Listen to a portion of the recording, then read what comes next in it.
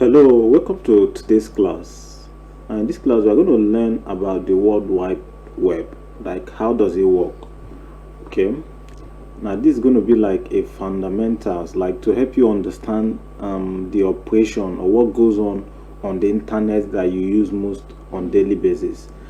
Now, as a ordinary web user, you might not actually care to, know understand how everything works online, but as a web developer you are all to understand how it works, because understanding it gives you a better perspective on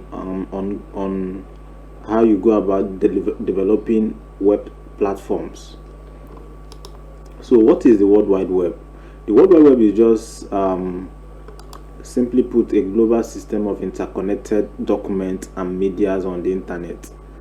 Okay, now this simply means that there is this space out there, and like there is this structure out there that you can access medias and documents, but you have to be connected to the internet, and that is what the World Wide Web is all about.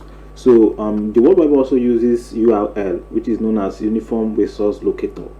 For a normal web user, you identify it as link. So it uses link to link these different documents and medias on the internet. Okay, so as a web developer, you are ought to understand the structure of the internet, like the structure of every web platform you see there. So what you need to know is that every web platform has two ends.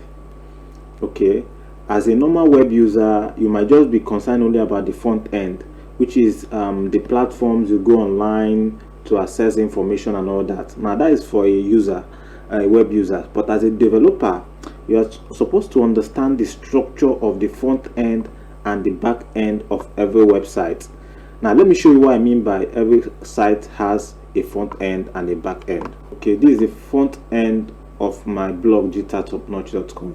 Now, however, as a web user, as someone who doesn't care about developing web platform and all that, now this is the only view you might really understand. Okay, you can simply go to Google, search for information, click through links, and land on my platform like this or any other platform out there. Now that is the front end. As a user, this is just the end you probably need to understand, but as a web developer, you need to understand that this end exists, but there is also other end that makes this possible, which is the back end. Now this is the back end of this digitaltopnotch.com.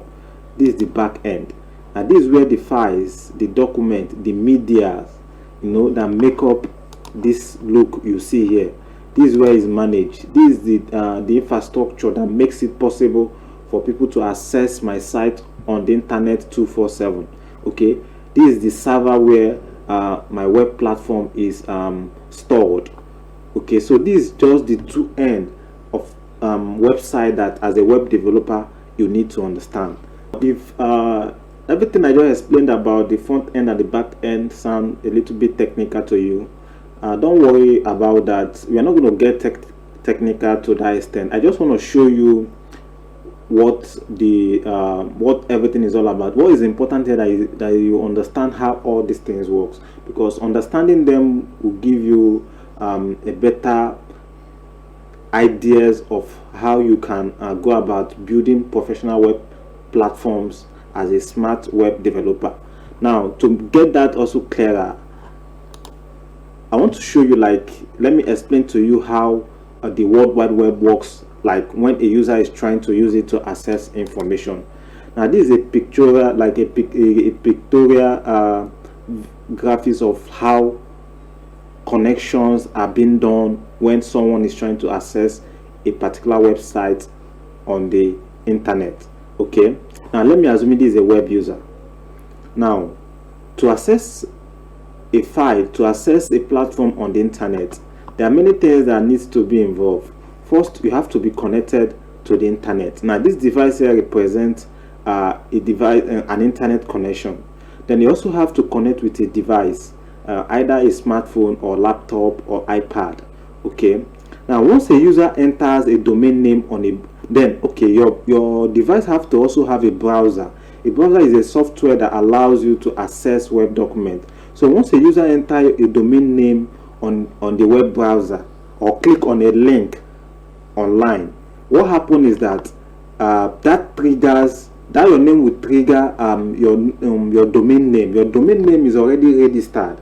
Your domain name is like your address on the online platform. We're going to explain more about it later, but that is just what the domain name is all about. So once someone click on a link, okay, it triggers your domain name. Your domain name, which is connected to the server where your document is stored on the internet, is also communicated through IP address. So your domain name communicate to the web server where your document or your files are stored.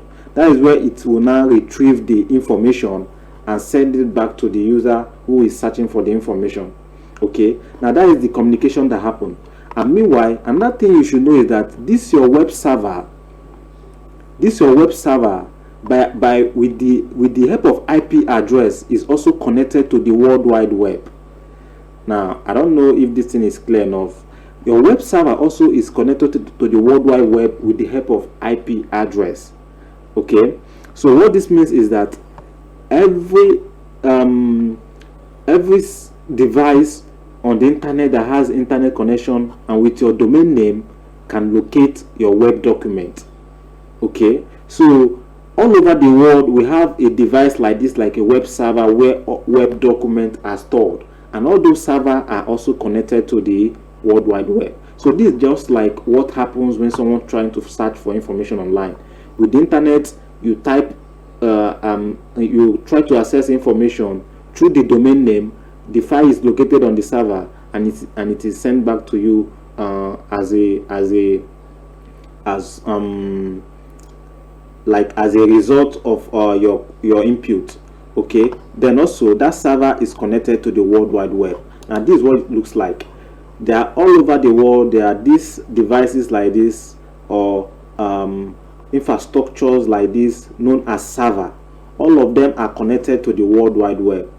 Okay, so that's why if you have internet and you can connect to this World Wide Web, you can access every document all over the world, like wherever the document is stored in the server. If you can connect to this World Wide Web, you can access all the documents.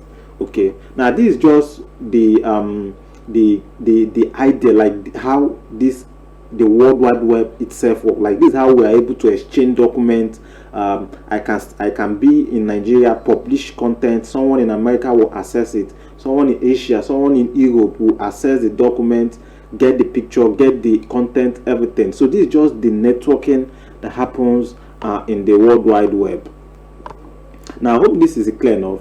Now even though it is not, don't worry, as we progress, everything we will start getting more clearer to you when we start analyzing most of these components on the internet. If you have got that understanding about how the World Wide Web works, now let's look at the three main parts of a website. Now as a smart web developer, this is the three main parts that you have to deal with. Okay, understanding it is like a strong foundation on becoming a professional web developer. What are these three main parts I'm talking about? Is domain name, web server, web structure, and content. Now these the three main parts. To help us really understand it in details, I'm going to be taking them as a topic in subsequent classes to really explain more about them. By understanding them properly, I believe we are good to go. Like we are set to start the process of building professional websites. Okay, so see you in the next class.